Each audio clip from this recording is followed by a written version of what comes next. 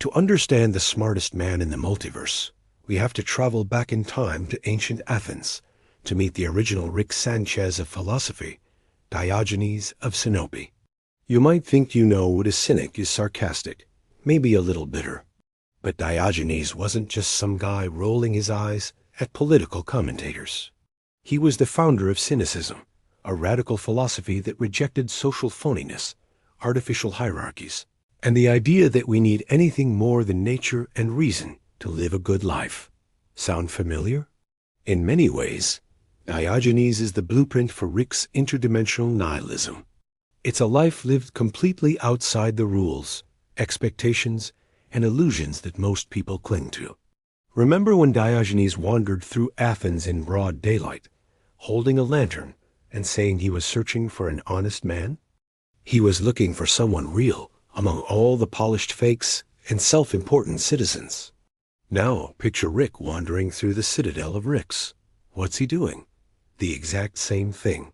He's searching for just one version of himself who isn't a bureaucratic sheep, one Rick who hasn't been corrupted by power or routine. It's the same quest, just reframed across different universes. Rick's lab coat? That's not just a piece of clothing. It's his philosopher's cloak, a symbol of his rebellion and independence.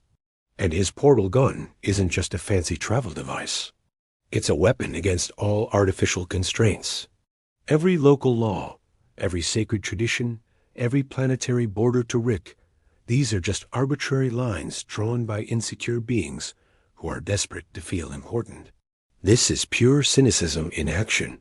For the ancient cynics, the only way to true freedom was through something they called Parrhesia.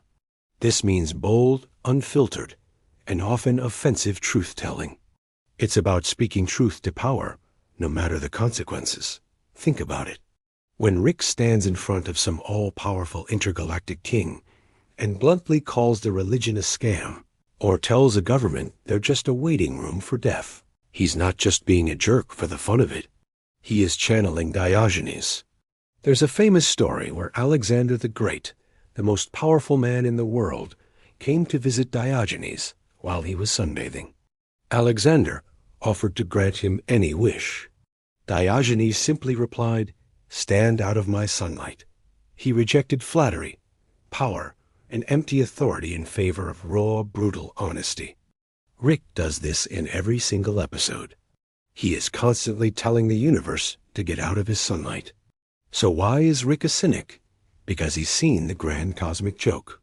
He knows that every possible version of every world exists all at once.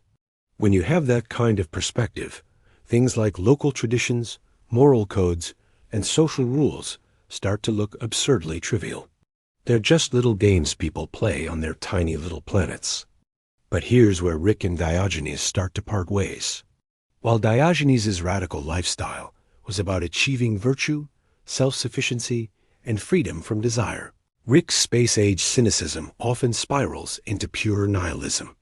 Diogenes lived in a ceramic jar to prove that he needed nothing, to show that happiness comes from self-reliance and rejecting pointless stuff. Rick, on the other hand, uses his portal gun not really to free himself, but to prove that nothing ultimately matters. One was a disciplined pursuit of virtue. The other is an endless escape from the void. Diogenes was searching for the good. Rick is just searching for a distraction. He's Diogenes in space, but he is missing the most important part of the philosophy: true self-sufficiency, and the peace that comes from mastering your desires, not just mocking them. And that's the tragedy of Rick Sanchez. He remains tethered to his family. He's desperate for Morty's approval. He's haunted by his failures and by the crushing realization that being the smartest man in the universe is just another cage, especially when there's no one who can truly understand you. At its core, Rick's cynicism is a shield. It's a defense mechanism against the saddest man living inside him. By devaluing everything, mocking everyone, and reducing the entire universe to one big absurdity, he tries to protect himself from the pain of attachment, loss, and loneliness. He attacks the world before it can hurt him, but in doing so, he ends up attacking himself. Yet, Even in the middle of his wildest adventures, we see these flashes of clarity. This is a man who can create entire universes inside a battery, who can travel across infinite realities in a second, but he can't portal away from his own need for meaning and connection. The show constantly explores this thin line between cynicism, which seeks truth and liberation, and nihilism, which only seeks escape.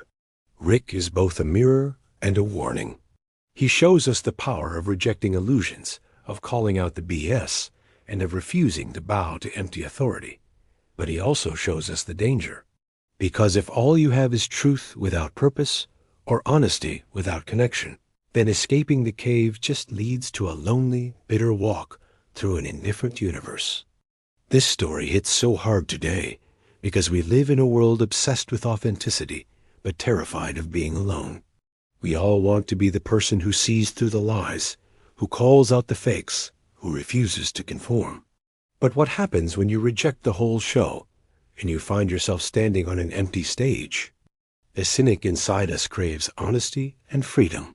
But we're also scared of the isolation that comes when the illusions fall apart, and there is no one left who speaks your language. Rick challenges us to really look at what we value, what rules we follow without thinking, and whether we're willing to be uncomfortable for the sake of truth. But he also gives us the crucial warning: rejecting everything without replacing it with something meaningful like virtue, wisdom, or purpose is just a shortcut to despair. The goal isn't just to see that the shadows on the cave wall are fake. The goal is to find something real and solid to walk toward once you step out into the light. Rick's adventures hold up a mirror to our own obsession with calling out the BS. They expose the tension we all feel between rebellion and responsibility, between cynicism and meaning, between laughter and loneliness. And as we watch, we have to ask ourselves, in our own lives, how much of our humor and our rebellion is just a shield against pain, and how much of it is a genuine step toward freedom. Thanks for watching. If you enjoyed this episode, make sure to like, subscribe, and hit that bell for more content. See you next time